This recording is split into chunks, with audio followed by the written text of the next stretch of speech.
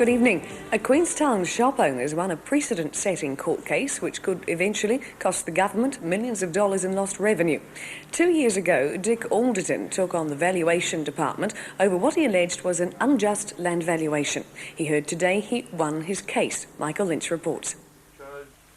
Fellow property owners were calling in today to shake Dick Alderton's hand.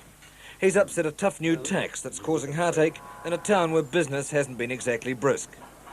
Land tax affecting high-value commercial buildings is hurting in Queenstown.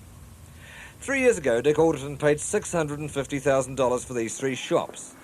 The valuation department then came along and said they were worth $1.1 million. Mr. Alderton disputed this, had the properties revalued and refused to pay the 2% land tax on the difference. He took the department to court, waited 2 years for a hearing, and now finally has the result in his favour. It has been a big struggle. Dealing with the Inland Revenue Department is not easy at any time, and it's been a battle. At one stage, the Inland Revenue threatened to take away your assets because you weren't paying this tax. That's right, and seize my bank accounts. What did you do? Slept less that night.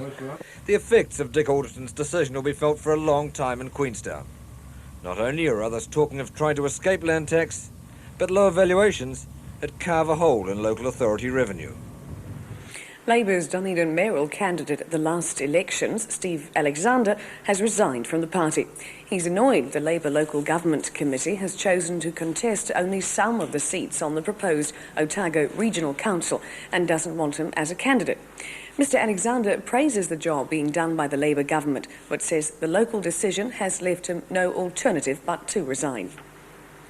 Special safety requirements for University College in Dunedin are not required, according to a report on the problem of pieces of masonry falling off the building. The university has known about the problem since 1986, and remedial work has been underway for more than a year. The report suggests continuing the repair work and more regular inspections of the building, and doesn't recommend any special safety measures. The remedial work that's still to be done will cost $130,000. Dunedin people queued up this week to take part in the latest health craze, a cholesterol check. 42% of those tested had readings above the safe level, but as Alan Brady reports, there are some doubts about the accuracy of this kind of testing. There's been criticism by some doctors of the reliability of cholesterol testing in supermarkets and shopping centres. They say the commercial motive of those carrying out the tests and the reliability of some of the equipment used is questionable. But that didn't seem to worry those who queued to pay $5 for a reading in the National Australia Bank in George Street. The bank's a major supporter of the National Heart Foundation, and these street front tests were the first to be carried out anywhere with the full endorsement of the foundation. It certainly gives a guideline, and I think that's important, and it makes people aware of their health, and I think that's another important issue too. People are becoming conscious of their diet and exercise and just their general well-being, and I think that's a very important thing. The real value of this type of instant cholesterol check is obviously to signal potential coronary problems. But high cholesterol levels can be caused by other factors, and the Heart Foundation says follow-up advice is important. A lot of this cholesterol testing, there is no actual follow-up, and this is something that the foundation is feels very important about. It's the follow-up, because there are several reasons why you could have it. It may not necessarily be your diet, and it is important that you go to your doctor now if your reading is over 5.5 and have further testing done. 7.12. Go and see your doctor. Whoops. A young designer today saw the results of his winning house design in the Dunedin suburb of Costophon. John Clearwater was a Waitaki schoolboy when he entered and won a housing corporation competition to design a house last year.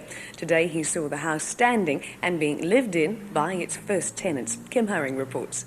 Standing out against its State House predecessors, this unit has become Dorothy Smith's dream home. I just think it's absolutely beautiful. Local MP Clive Mathewson and the new Dunedin manager of the Housing Corporation officially opened the house this afternoon. This is the design that won John Clearwater the House Commission. Are you pleased with the results you've seen today? Yeah, I reckon it's turned out really great. The standard of entries in the competition was high, and the corporation chose this one because it suits modern living. And it was very, very difficult to actually arrive at this final decision we made. What made you choose John's design? Well, I think it was the open plan layout, which was the better part of it. This is what we look for today, and I think a lot of families are looking for it as well, because they want open planning, plenty of space in the living areas. The Housing Corporation says this is a design that could be used by them over and over again. And now a story about a design of a different kind. This one comes from the drawing board of a Dunedin man who's been designing and building all kinds of devices for the past 40 years.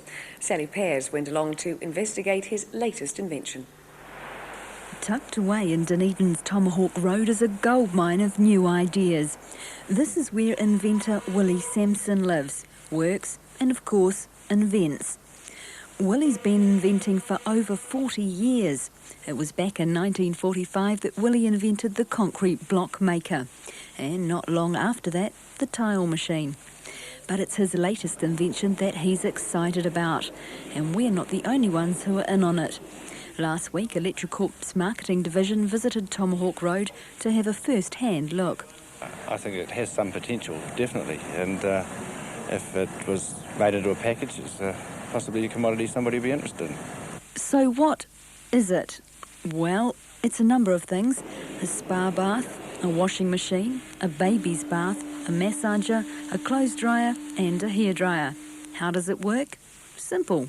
The air is forced through and goes through here, a little electric element, and then it comes down through the elephant's trunk, I call it. I nicknamed it the elephant's trunk because I think it is very much like that. It doesn't suck, but it blows. But then again, you see, this is a very, very important part about it, because when you switch the motor on and the hot air comes after you've had your spa bath, you then dry your body with it. The whole nifty device will retail for only $600, and as Wllie explains, it's not likely to break down. Actually has no working parts in it, nothing to go wrong. Quite unusual, isn't it? And don't think this is the last we'll hear of inventor Wllie Samson. There's more plans on the drawing board. This little device seems innocent enough, but it's an integral part of the vibrating chair. And of course, there's the accident-free car.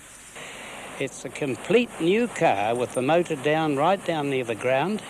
It's an inflated rubber car. You hop inside and you pull a dome over and you can hit one another at 30 mile an hour and bounce off. Now, I'm going to give that to the world for nothing. Well, I'd definitely be in for one of those. Make sure you have a good weekend, and we'll be back on Monday. Good night.